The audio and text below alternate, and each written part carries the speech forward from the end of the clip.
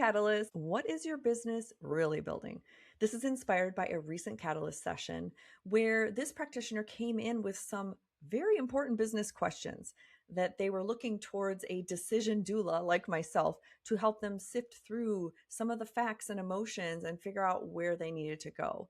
In particular, this practitioner was noticing a drop in the volume of patients and wondering, should I switch to a membership? Should I take back the discovery calls that I had once delegated? Do I raise my prices? All of these are very important. But what is the most fascinating for me doing this work is finding the hidden decision underneath. And you are going to be shocked at what we uncover. So listen to this episode and learn the 5 types of businesses and see which one you're building towards. And is it the one that is aligned with your values?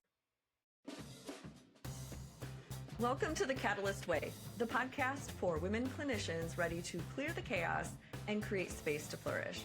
I'm Dr. Lara, a former burned out family practice doctor turned mentor, author, and professional calendar whisperer. I help women in medicine reclaim time, trust their intuition, and build practices that actually fit their lives. Each week, you'll get practical tools, creative strategies, and tiny shifts that help you color outside the lines and paint a work-life masterpiece of authentic, aligned joy. All right, each episode always starts with a story, and I promise all the identifying features of this brilliant catalyst have been changed to protect their identity. But it started like a typical session. We had our intake.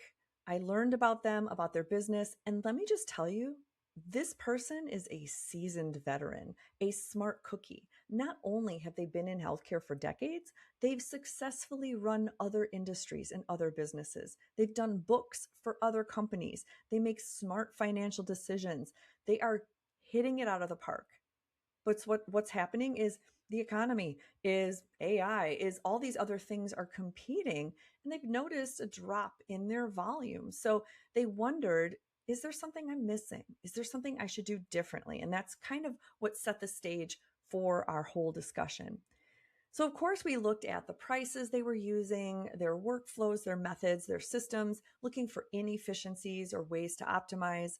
We kind of did a little audit, including social media, website, all the usual things. Let's be honest, all of these questions are pretty typical in any business mentoring session. Are my prices okay? Should I raise them? When do you decide to fold into a membership, and how does that work? How can I improve my conversion rate in a discovery call? How can I network with local affiliates so that I get more visibility? What are your recommendations on marketing or advertising? All of these are very, very typical in a business mentoring session, but I'm not a typical business mentor. I'm a decision doula, which means I love sifting through those details to find the underlying hidden question.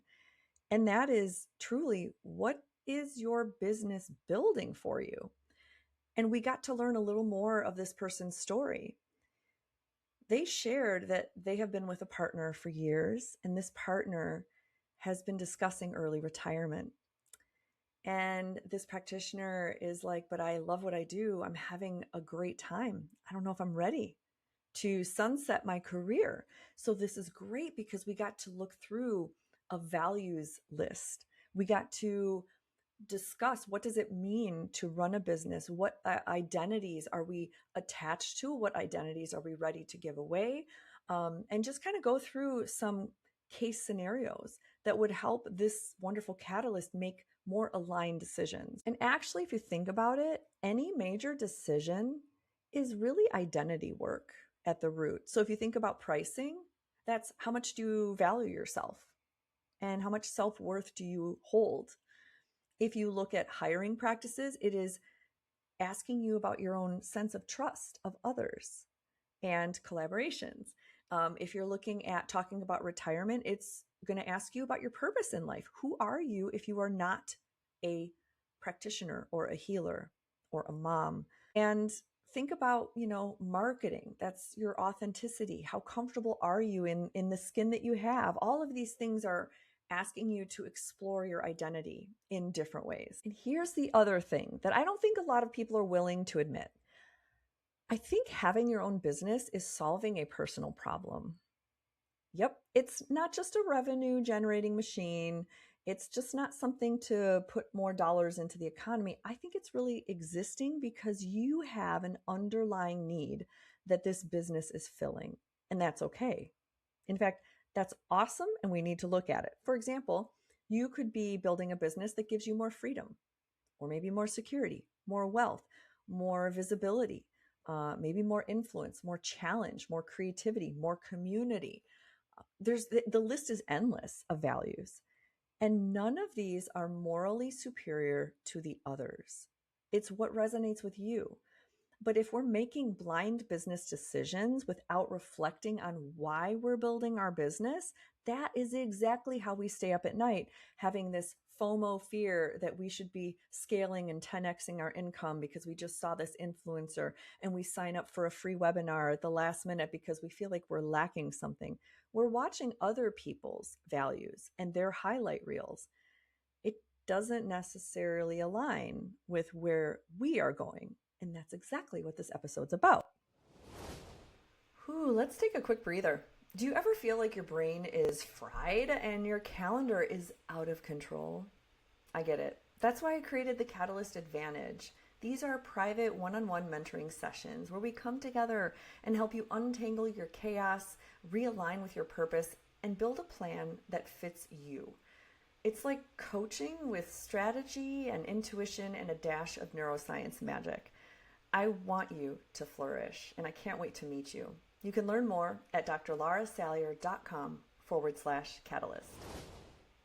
So let's review the 5 types of businesses that are built to solve different problems. And I welcome you to take notes, to reflect in your body, which feels more resonant for you. If you're in the very beginning startup phase of building your own holistic or integrative or functional medicine practice, you might really want to listen to this twice, because things will shift as you start exploring one type of business. You might feel called to really invest in another type. And again, you can shift. This is a lot of what I do in my mentoring, is sitting with practitioners in a very wonderful, calm, safe space where they can let their hair down and admit, I don't know what I'm doing anymore. I thought I did. I feel like I've changed, and that's okay. I think a lot of times as leaders, we have to put that best foot forward and have it all figured out, or so we think. And we don't want to alarm our team members or our partners that we work with. So having somebody to sit with you in that silence where you admit, I think I want to change and pivot a little bit. That's great, because then you get that support and that clarity and you come out even stronger. So with that being said, let's go over the first type of business, which is considered a lifestyle practice. A lifestyle practice is one that has the most flexibility. Your schedule is all your own. You likely wouldn't have a large team. Most of the time you're solo, or maybe you have an assistant, and your schedule is very flexible because you want to be available maybe to young kids, or maybe you're coaching a softball team, or maybe you're caring for ailing parents, maybe you're working part-time at somewhere else, and you really just want this to be a lifestyle practice. And that is great. It can serve those purposes. And what's great is a lifestyle practice is a great way to start, and you can always evolve into one of the other 4 kinds of businesses. But what lifestyle practices will do is it builds in the flexibility. It builds in the vacation time. It is for people that love patient care, that really aren't as profit driven or scalable as some of the other models. And that is okay. You are in a season of life where you can do this. So a lifestyle business might be something to look into, especially if you fit some of those demographics. The second type I would call a legacy practice. I see this a lot where people come in and they've been practicing for a while. They've built up a nice system, but they want time for writing, for teaching, for speaking, for mentoring. And so they're looking to carve out some more space in this practice. So a legacy practice would be something that easily then goes into another category, which I'll talk about in a moment, which is an exit practice. But a legacy practice is you still want to practice most of the time.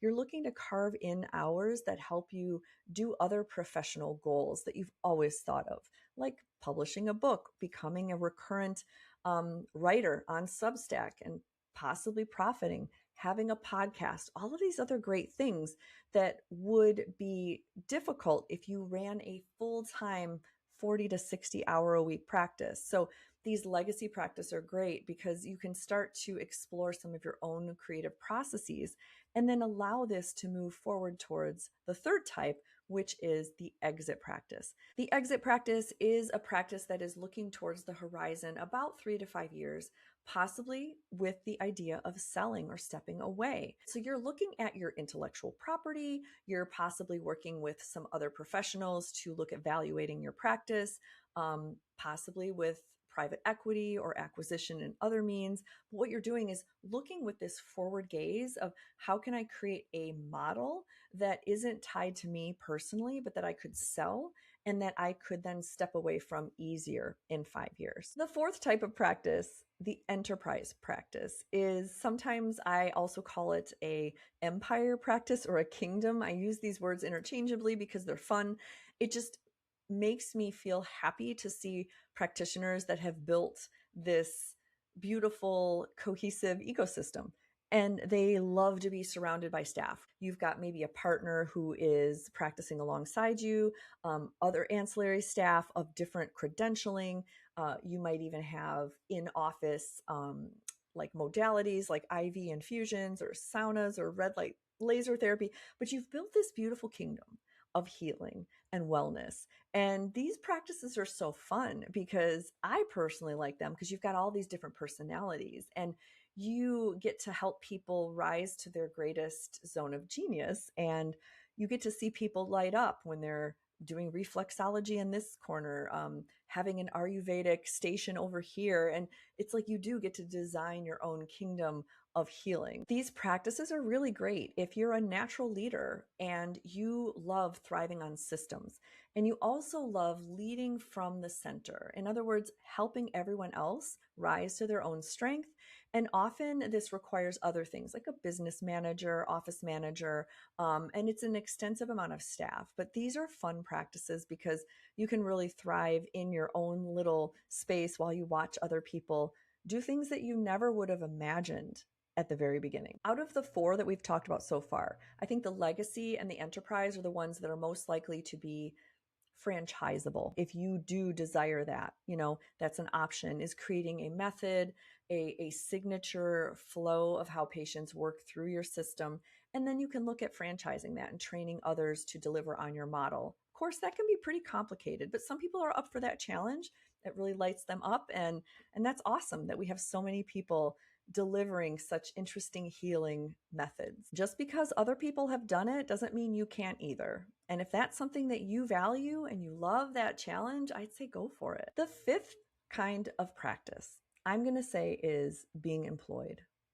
I know that's so different than being your own entrepreneur, but I want to give that space because so many of us make these decisions and try things out, whether it's running your own practice or being employed. And there's so much judgment on either side of the fence. Reminds me of early motherhood. Moms can be the worst judging each other. Are you going to homeschool your kids or not? Are you going to nurse them till they're a year or bottle feed? Are you going to, like, all these decisions that are very personal and values aligned with that family can be judged. And so I want to leave space for the idea that having your own business practice as an employed practitioner is awesome. You could be a 1099 contractor and work for somebody else and not have to deal with the administrative overhead. And yet there are still benefits to being a contracted practitioner because you can still use your own unique healing methods and bring the magic that only you can bring. And you don't have the hassle of running some of these larger ideas and seeing them to fruition. You're more flexible, nimble, and you can leave if it's not fitting your values, but that should be honored. I think that in all these business practices, we have to leave space for employment, whether it's a W-2 or 1099, that's always on the table. So we're nearing the end of this episode. I'm going to give you the exact questions that I asked this practitioner so that maybe you could noodle on it as well. But a couple words of caution is we, as inherently human that compare, our brains are so good at comparing. So naturally we're doing this all the time. The weather's too hot, it's too cold. This tea is too warm, it's too cold. This food tastes good, but it wasn't as good as last time. And we're always comparing. And so when you're scrolling through social media or looking at your colleagues, it's easy for you to get caught saying, oh my gosh, my colleague has 3 locations now, or this person sees a panel of 400 patients, or they said they're making 7 figures. Okay, these can all just be facts. And if it is arising something in you, really, really pause to see, is this where you want to go? Because that 7-figure income might include a lot of things that you really don't want to do. So really pause in that moment and journal, work with a mentor or a coach to help you unpack some of these so that you're building a business that really suits you. So here are the questions that this person came in with, and then we're going to give you the ones that I actually asked. So should I raise my prices? Should I hire? Should I scale? Should I retire? Okay. But here is what I have them here so you can see the questions that I asked them. What do I actually want my business to give me right now? What kind of Tuesdays do I want? How do I want to feel at the end of my day? What relationships am I protecting? What does enough look like? And am I borrowing someone else's definition of success? So in closing, before you start thinking of optimizing your business, make sure you're optimizing it for your life. And here is the closing catalyst question. What is your business really building? And is that the life that you actually want? Thank you so much for listening to the Catalyst Way podcast. If you are curious how group coaching can feel, I have opened my calendar for monthly events that I call Catalyst Rounds. You can find the link in my bio in the show notes. These are held on Eventbrite. It is a Zoom session for $33. You can pop in and come with questions. You'll see how wonderful it can be to feel the synergy of whoever shows up in the room as we unpack questions for each other.